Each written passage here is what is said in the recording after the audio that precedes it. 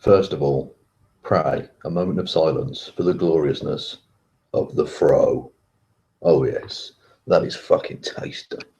Anyway, hello there, YouTubes. How are we all? I'm very well. Thank you for asking. Now, as the title of this will suggest to you, I'm going to be addressing somebody who I didn't think I was going to be having to deal with at all, basically, because she said she was leaving YouTube, but apparently she now isn't. This will suggest to you, and I've left addressing somebody who I didn't think I was going to be thing on, which will stay in this copy of it on this channel, but when I transfer it to my main channel, I'll cut that bit out and I'll look slightly less unprofessional. But anyway, yes, apparently Jenny McDermott is now staying, so there's that. And it's on the topic, the very thorny topic of prostitution. Now, I think it's worth getting my opinion, my position on this clear from the start, right? I am for the decriminalisation of prostitution. Now, I'm not, I don't hold that position because I think inherently prostitution's a brilliantly positive thing, or even a nice, or a good thing in any real way. I think it's fucking disgusting. I think it's exploitative and creepy and just generally, but it's a matter of practicality for me. Okay. In order to make any sensible, reasonable change to the world, you have to accept reality as it exists, or as the best we can perceive it to exist anyway, without getting into Cartesian fucking issues. Anyway, and the reality is prostitution has existed since the dawn of human civilization, and it isn't fucking going anywhere anytime soon. So what's the best solution? Not the ideal solution, because there is no real ideal solution possible. But what's the best thing we can do to try and protect these incredibly vulnerable, poor women who are in horrific danger in any number of ways? What's the best thing we can do?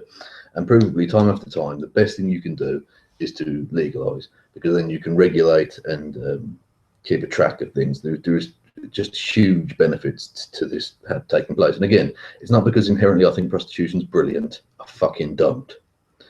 But it's a matter of practicality and realism. Okay, what can we do to best impact the lives of some of the least advantaged people, or the most disadvantaged, I should say, people in society? And that would be decriminalisation. Jenny, on the other hand, takes a very different approach to this. She is, as again the title will suggest, a SWERF, which for those who don't know, it stands for Sex Worker Exclusionary Radical Feminist. Although she drops the word radical when explaining this in her video, and I'll link her video and the video to which she's responding to anyway, by Garrett. I'll link those both below. They're not linked below this copy of it right this very second, but by the time it's processed after I finish this, I'll put the links below, and in the main copy, which I'll cut this explanation bit out anyway, on my main channel, they'll be linked below there. So anyway. I don't really want to link Jenny's video, but for full disclosure, because I'm not going to be playing you the whole thing, because it's 9 minutes and it's shit.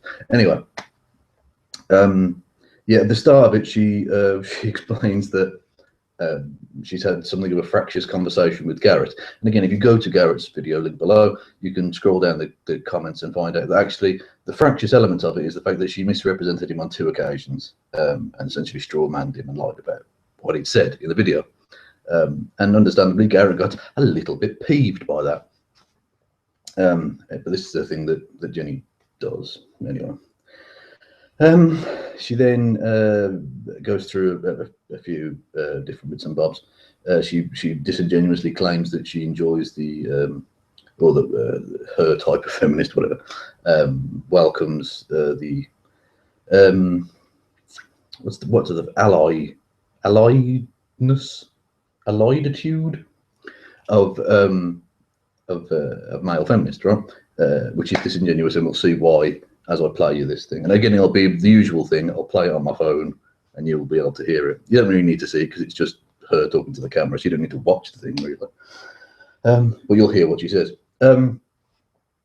Yeah, and then she goes through some bits which actually are genuinely quite interesting. Some points about the increased amount of sex trafficking, which sometimes goes with the decriminalisation. Now, again, I'm not saying that decriminalisation doesn't bring certain problems. And then when it comes to human trafficking, I'd imagine that if you put enough police resources into trying to tackle that, and indeed immigration, border force controls and stuff, I think you can have a much bigger impact on that. But the point I would make to all of the SWERFs is, it's impractical what you're suggesting. Well, not impractical, because I mean it's the status quo. In essence, they want it to remain illegal.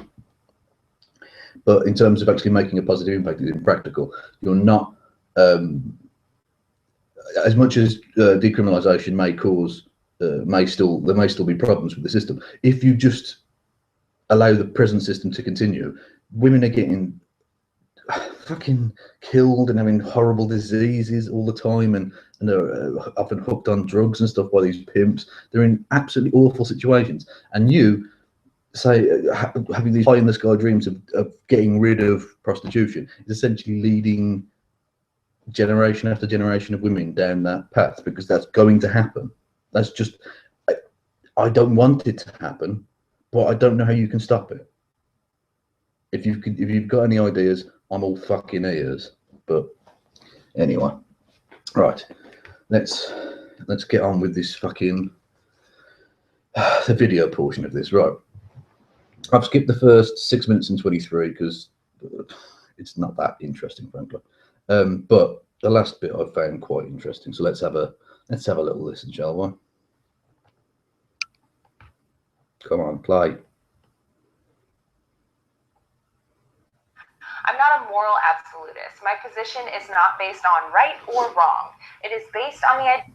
Well, again, it might not be based on right or wrong, but it's not based on practicality either. So I don't quite know what your thing is based on, really. But there you go. Yeah, the consent does not exist when a body is exchanged for basic necessities for survival. Now this is a point she brings up earlier in the thing as well.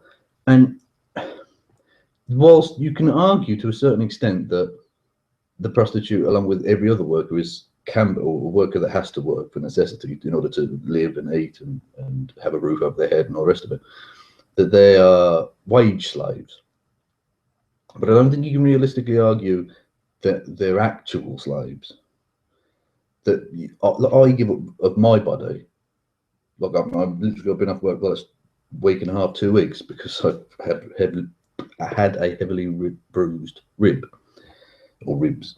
So I put my body on the line in order to not starve or be homeless.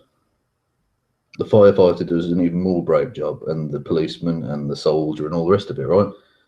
So in that sense, how is that any different? But you wouldn't argue that those people are slaves. So I don't think you can realistically argue that the prostitute is either, if that makes sense. Play, for fuck's sake. It was working fine earlier. Major points are that with decriminalization of sex work, workers can be regularly tested for STDs, receive work benefits, don't have to worry about interactions with police, and that violence has gone down because women are now allowed to pick partners and do not have a forceful pimp dictating what they do. All great things. Yeah, they are all great things, which she just totally glosses over. But in my opinion, only a band-aid. We're supporting the work still. The point. But by not advocating for decriminalisation, you're supporting it in that same way, because you're not going to get rid of it. That's the thing. If you've got a plan for getting rid of this completely, like literally getting rid of all of the demand for prostitution and all of the supply of prostitutes that were willing to sell that service, then I'm all ears. But you're not going to. It's been around since the dawn of human civilization. You're not going to get rid of this. It's practical, or in your case, impractical, but you know what I mean. Is to get these women and other genders out of a position of screwing creeps for food. In a study called The Mental Health of Sex Workers, prostitutes... Well, yeah, again, to get them out of the need to do it for food. The same is true of the coal miner. He has to do it for food, or she has to do it for food. If you want to have a larger discussion about wage slavery, fine, but that encompasses virtually everyone, not just prostitutes. In Zurich were interviewed, and the findings showed very high instances of mental health disorders among sex workers based on violent interactions and the burden of sex work. Yes, but how does your plan stop that? At least the decriminalisation to some extent will mitigate some of those factors because there'll be much less violence. What you're doing is condemning these women to perpetual violence. I use sex work and prostitution interchangeably to show you that I refuse to simplify what is being done as work. Yeah, you've also described it as whoring. I'll leave you, dear viewer, to make your conclusions from that. If there are moral connotations to the words I use, it may upset you, but honestly, I hope it does. I refuse to sugarcoat a disgusting treatment of human beings for my audience. Back to the study. Anxiety and depression were prevalent among interviewed prostitutes. I personally know 2 sex workers on YouTube who advocate for sex work and also suffer from these mental issues. It is difficult to hear the case of a sex worker advocate, especially when you know that there's a mental disturbance there. Part of me thinks that they are merely advocating for what they've done as an act of denial or a way to unburden themselves from feeling used and slobbered on by creepy strangers or even creepy people they've come to know that they fuck.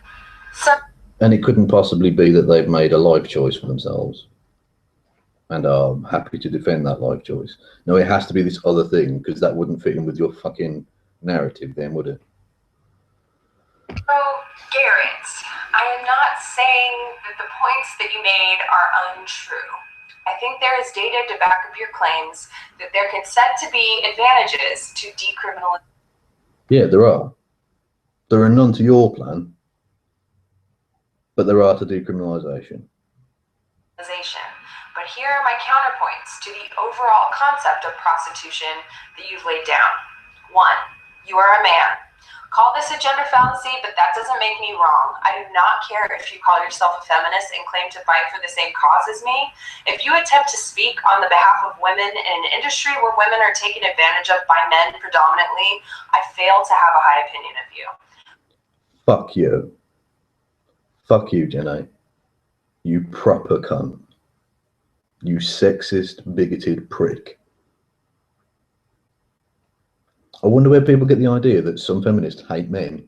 Where did they get that idea? That's crazy, isn't it? I know you've read on this subject and experienced brothels in your homeland, but your cold look at prostitution is unfinished, and I ask that you research a bit more into the long-lasting psychological effects. Yeah, but what is your plan to stop that? What is your plan to stop the psychological effects? And also, cold look at it. Do you think he's not taking into account all of the factors, really? His cold analysis. Just because he's come to a different opinion to you? Patronising arsehole. That prostitution has on these workers.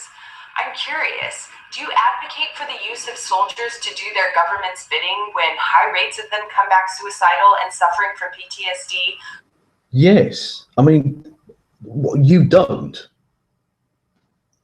Armies exist. Again, armies have existed since the dawn of human civilization.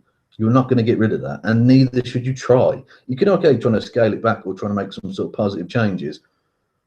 But trust me, you've benefited from the fact that the US has an army. Like, what a ludicrously detached from reality fucking little old shit that is. Get a grip. Solely because they get benefits? No, not solely because they got benefits, because they've chosen to go and do that thing, and it's an incredibly brave thing in the case of soldiers. What are you going to deny them the opportunity to do this thing?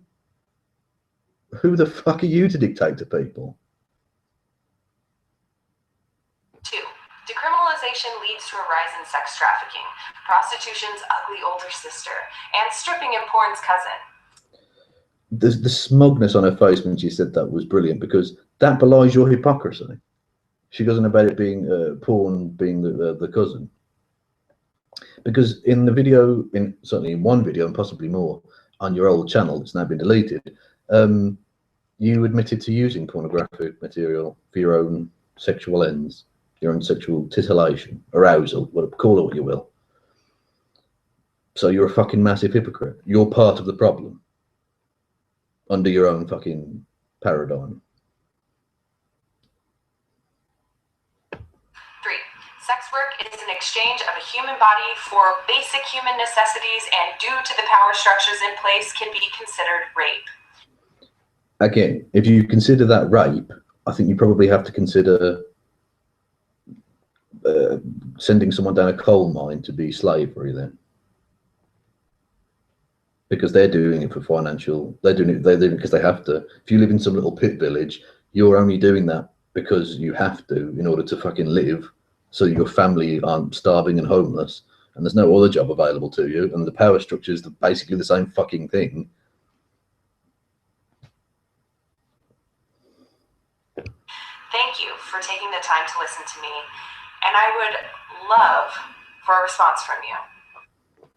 I don't know if Garrett's going to respond. Frankly, you don't deserve a response from him. You mischaracterized him in the comment section, as I said. But I thought I'd respond to that because that was fucking mindless dribble. Again, if there's anyone out there who disagrees with me, by all means, get in contact in the comment section.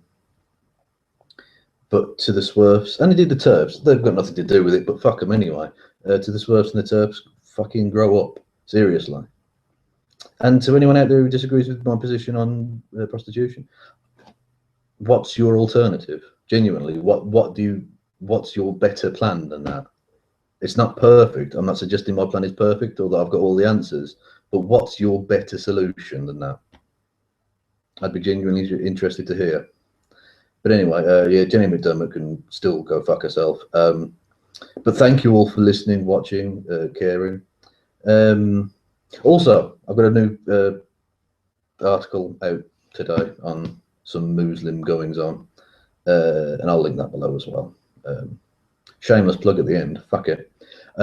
Pip pip.